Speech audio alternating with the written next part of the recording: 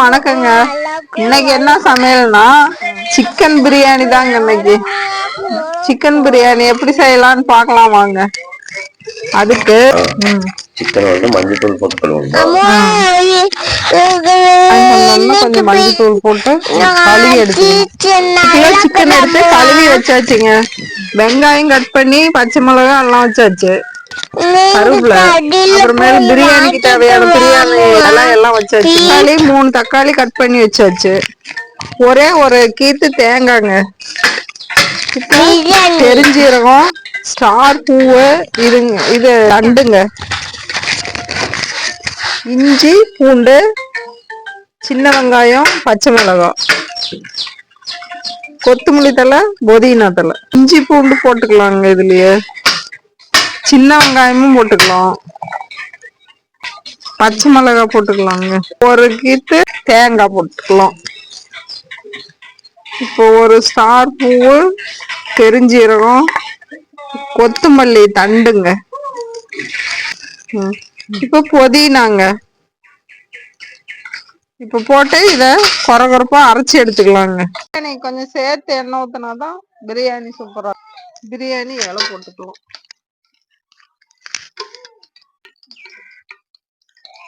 வெங்காயம் போட்டுக்கலாம்.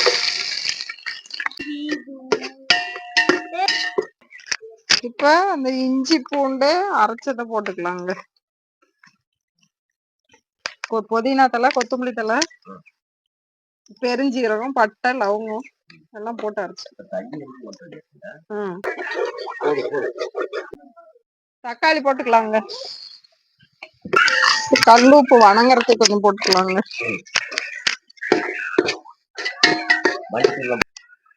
மஞ்சள் கொஞ்சம் போட்டுக்கலாங்க.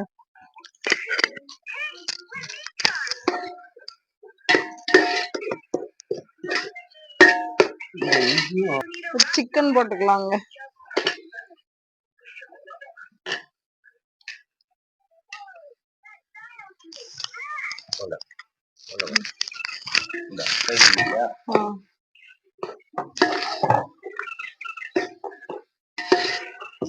ஏற்கனவே கல் உப்பு போட்டாச்சு. கழுவிக்கிறோம்.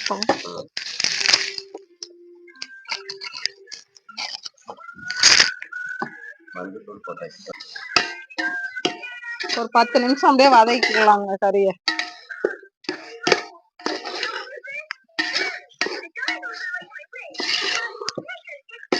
பொடி போட்டுக்கலாம். பிரியாணி மசாலா.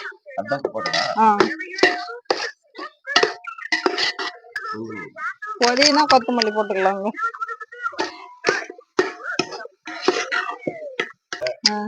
தயிர் போட்டுக்கலாங்க.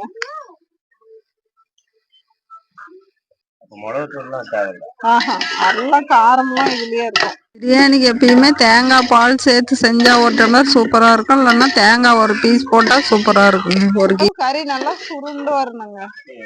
அப்பதான் டேஸ்டா இருக்கும் பிரியாணி.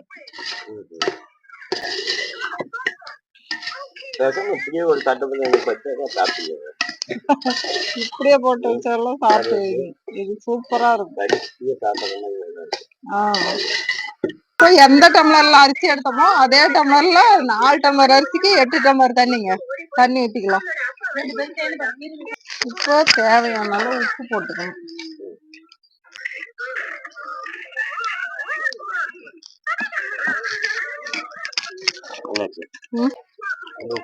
கல் உப்பு.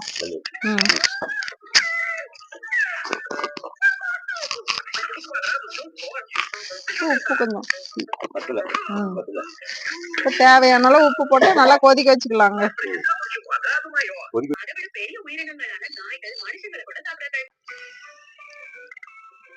சூப்பரா ஒலை கொதிச்சிருச்சுங்க.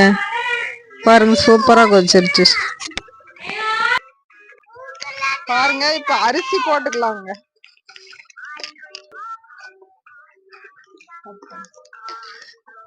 கொஞ்சம் கருவேப்பிலை, கொத்தமல்லி தலை போட்டுக்கலாங்க. புதினா, கொத்தமல்லி, கருவேப்பிலை சும்மா லேசா. ஓகேங்க, வேகட்டும் கொஞ்ச நேரம். இப்போ மூடி வச்சிடலாங்க. பாருங்க, நல்லா இந்த அளவுக்கு வெந்து வந்துருச்சுங்க. இதுதாங்க பக்குவம் தம் போடுறதுக்கு. இனிமேல் தம் போட்டுடலாங்க. பிரியாணி இந்த டைம்ல தம் போட்டா சூப்பரா இருக்கும். புதினா கொத்தமல்லி மேலாப்புல தூவி விட்டு இப்ப மேல தட்டத்தை எடுத்து வச்சு நெருப்ப மேல கொட்டி தம் போட்டுடலாங்க.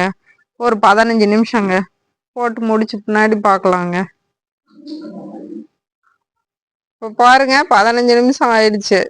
இப்ப எடுத்து பாத்திரலாம் வாங்க பிரியாணி எப்படி இதுன்ட்டு. வாவ், பாருங்க உதிரி உதிரியா எவ்வளவு சூப்பரா இருக்குது. சூப்பரா சிக்கன் பிரியாணி ரெடி ஆச்சுங்க.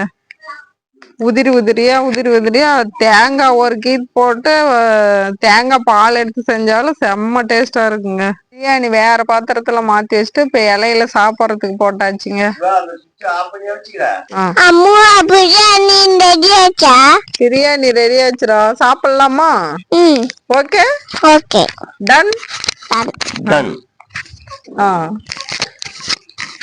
இப்ப சாப்பிடலாமா? சாப்பிடலாமாடா? வாங்க சாப்பிடலாம். இப்ப எல்லாருமே வந்து வாங்க எல்லாருமே சாப்பிடலாம். எப்படி இருக்குன்னு பார்க்கலாம். பிரியாணி பார்க்கலாம் டேஸ்ட் எப்படி இருக்குதுன்னு. செல்வட்டி திஷா, உனக்கு நல்லா இருக்குதா பிரியாணி?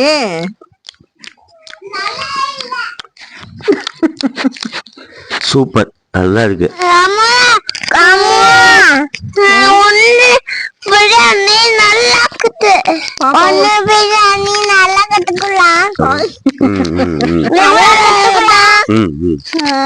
சூப்பரா இருக்குதா பாப்பா? எப்படி இருக்குது உனக்கு?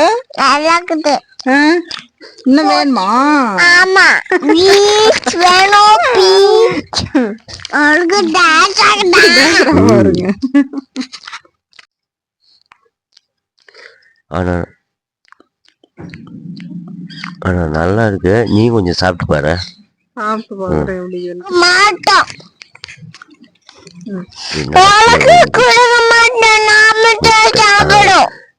பேத்தி வந்து வெள்ளைக்கடலாம் சாப்பிட்டு மஞ்சள் கருவு மட்டும் விட்டாங்க. அது எனக்கு தான்.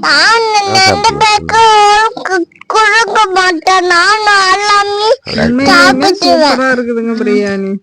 செம்ம டேஸ்டா இருக்குது. நீங்களும் இந்த மாதிரி ட்ரை பண்ணி பாருங்க. தேங்காய் பால் சேர்த்து செஞ்சா பிரியாணி செம்ம டேஸ்டா இருக்குங்க. ஓகேங்க, சூப்பரான பிரியாணி சாப்பிட்டாச்சுங்க. அடுத்த வீடியோவில் பார்க்கலாங்க. பாய்ங்க. பார்க்கலாங்களா?